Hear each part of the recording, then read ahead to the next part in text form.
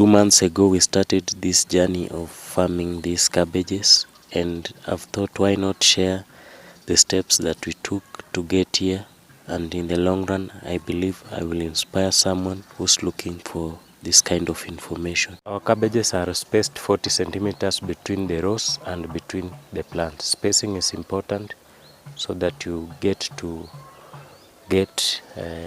enough produce to get a profit, but as well as to get the right size that the market requires. Cabbages require plenty of water. I was lucky that it is raining, in fact very heavily on this side, at least thrice a week, so I haven't used any form of irrigation, but the cabbages have done well, and we've had even less issues of black rot, which is very prevalent during the rainy season.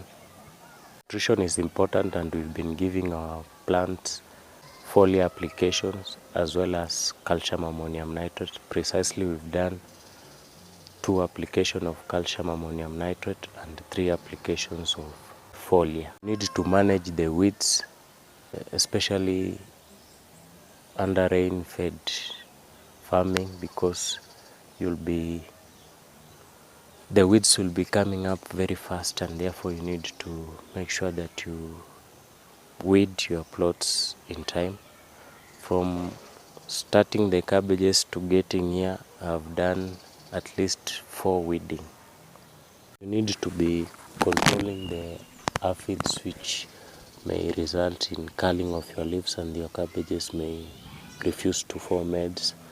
Also, you need to look into black rot, which is a very bad disease.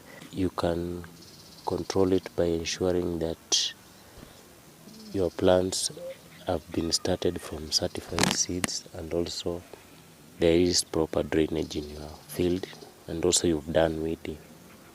Found this helpful, please remember to subscribe. But until the next video, keep growing, guys.